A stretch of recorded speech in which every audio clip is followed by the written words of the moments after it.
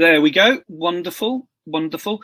Well, good morning, everybody. I'm absolutely delighted and very grateful to have this opportunity to share with you our work at Sport in Mind, a charity where, as you've heard, I'm enormously proud and privileged to be a trustee.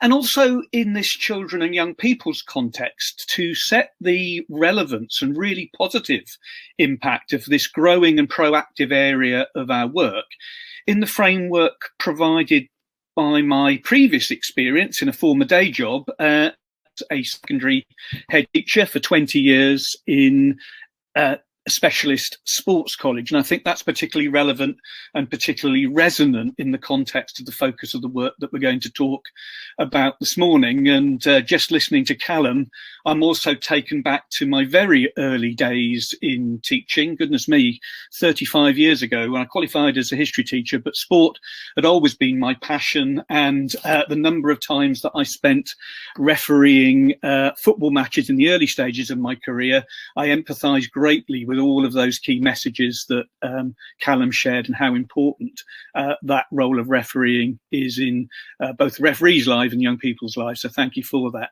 So let's give a little bit of context then about Sport in Mind as a charity and what we do and what we stand for. So we're an independent, multi-award winning mental health charity formed in Reading in Berkshire 10 years ago now with a simple mission: to improve the lives of people experiencing mental health problems through sport and physical activity. Sport in Mind is the brainchild of Neil Harris, now our inspirational CEO, who really, through a simple act of kindness and compassion to a childhood friend, saw a wider vision and purpose to what he did. Back in 2009, Neil began to devise a physical activity programme to help a long-term childhood friend, now in his late teenage years, to help his recovery.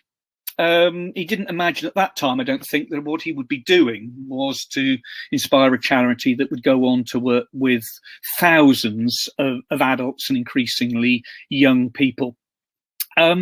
Back in 2009, Jamie, his friend, was in a very challenging place, a place he'd never been before in his life. I think, as Callum also indicated in that brilliant previous presentation, a place perhaps that you wouldn't have anticipated that he'd been.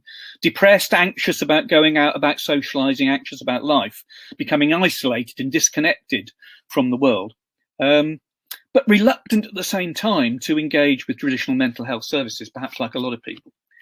But although Neil knew that Jamie wasn't keen on sport particularly, he himself knew exactly the difference that physical activity and sport can make to people in terms of their re-engagement. And what Neil began to do was to plan literally very small steps, walking activities, perhaps then just to kick about in the local park, to re-engage Jamie in a positive experience of life. And driven on by that success, 10 years later, Sport in Mind is now supporting the recovery and the active engagement of over 12,500 people getting active for their mental health. And where we now find ourselves at this key and hugely relevant moment is working increasingly and proactively with children and young people. And it's that now that I want to particularly focus on in the context of the work that's live and developing now, and so relevant and resonant to me, given my experience of working in secondary schools for 35 years and being a head teacher for 20 of those years. I led sports colleges. At the heart of the sports college vision is the positive difference that sport and physical activity make young people's lives, to engage them, to give them a sense of identity, confidence, to address their social and emotional well-being. It's not about winning cups and trophies, although that's absolutely wonderful. It's the values, the camaraderie, the sense of identity individually and as a group that sport can bring. And that's why I was so attractive to the work of the charity, which I began to find out about when I was a practicing head teacher, when they were working with a number of schools on a pilot basis to begin to think about how schools and settings in which young people are prevalent could be so important. And we listened to Hayley and James so brilliantly articulate those benefits earlier on. And for me, that was what began to make an association with the charity when I was in post, and what made me so passionate about wanting to join the charity as a trustee to begin to further support that work, particularly in this place for children and young people, and indeed even babies, starting to think about, even from birth, how we can support families who will benefit from engagement through sport and physical activity in this way. So let's develop a little bit more around why sport and exercise, and very specifically the programs that we are now developing, and we're so excited to be developing through the team at Sport in Mind. Again, as I've said, Hayley and James articulated so brilliantly the power of sport and exercise to help and support children, to build confidence, to improve levels of self-esteem, to reduce loneliness, to provide a safe space and opportunity to do something positive. And what we are now looking to do is to translate that passion, that vision, that mission into very specific activities and plans, which will be freely available in schools in a structured and developmental way to support key staff, educators, other services in this key place at this moment in time. And again, Callum articulated so brilliantly the challenges to young people in the previous session. And I guess we're all thinking at the moment, sport has the power to change the world, perhaps one particular sport at the moment, and speaking to youth in a language that they understand, that universal language. That was a statement that I had up from Nelson Mandela on the power of sport, the wider power of sport, that was right at the forefront of the entrance to the school that I led for 20 years, and the importance that that now plays in the programs that we are going to talk about. So what are we offering at Sport in Mind? We have a series of opportunities now. After school sport and exercise referral particularly resonated with me. Both Hayley and James and Callum talked about those key moments in young people's lives, and particularly exam stress. I introduced a program specifically at school around that, electives in PE, opportunities for young people just to walk more. Did they want to form a running group?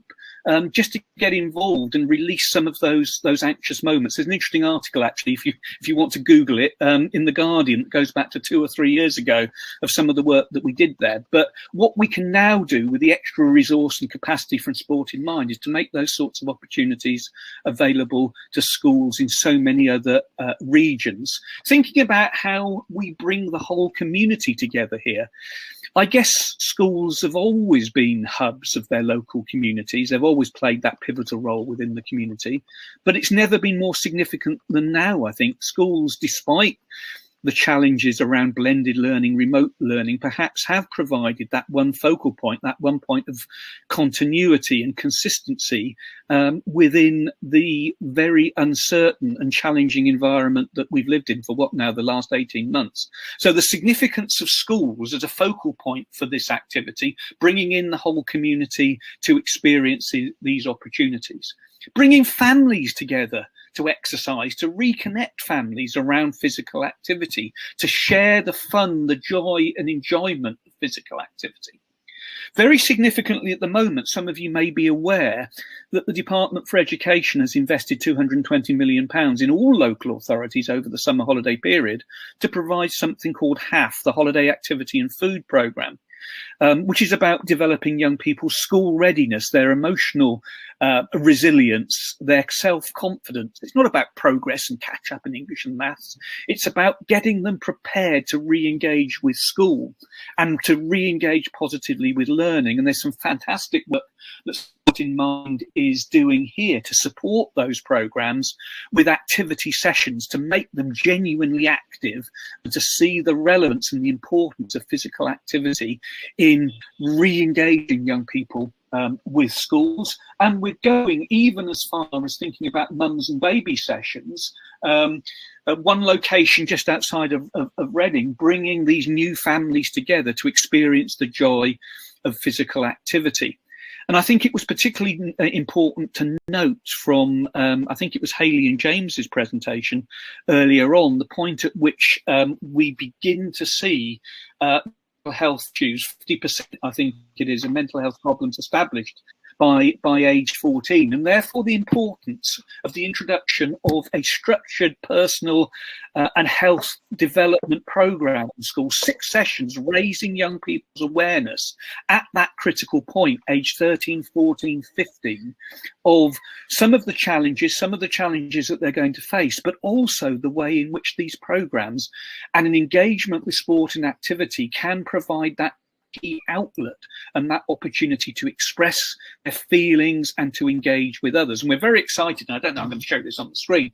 We've got our journal here that's going into schools, and this is a fantastic reflective opportunity for young people to think about how sport and physical activity can help them, to get them to think about their aims and goals, to think about healthy habits, healthy lifestyles. It tells some of the stories of the people who've responded so positively to some of the programs that we've already engaged with, to get them to articulate their thoughts and their thinking about engagement in sport and physical activity in this way. So some fantastic programs freely on offer that schools will be able to engage with, that communities will be able to engage with, stretching our reach from the traditional focus that's been on younger adults and older adults to critically proactive interventions and support with young people. And we may have here, and technically we may be challenged, we'll find out in a moment, just a very short video about some of our work in Reading with young mums and babies. Let's see if we run on that. Brilliant, thank you.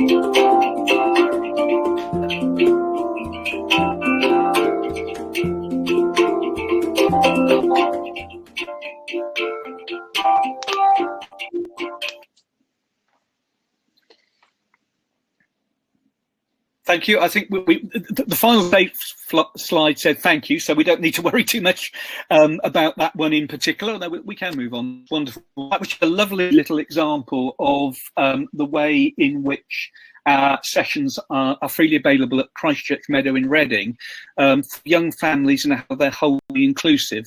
And I'm delighted we've got the slides back, because there is one further improvement. Brilliant. Thank you so much. Bye. Sorry.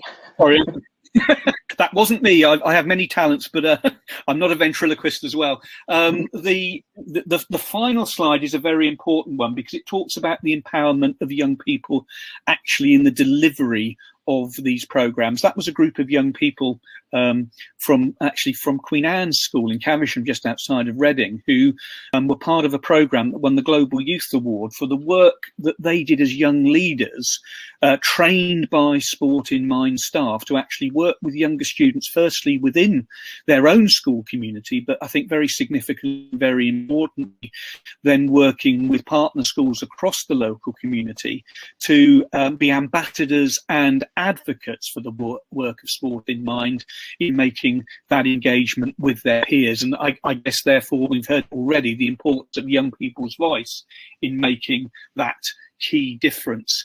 So Thank you very much indeed for listening. Hopefully I've allowed a little bit of time for questions and reflections. But the important point to leave you with is that the focus of our work that has been in Reading and Berkshire is now spreading very significantly across the country, and we would be absolutely delighted to hear from you, both with your ideas, your voice, but also ways in which perhaps we can directly engage with you. If anything that you've heard about this morning will add value to the young people with whom you work. Thank you very much indeed, Yvonne. Thank you.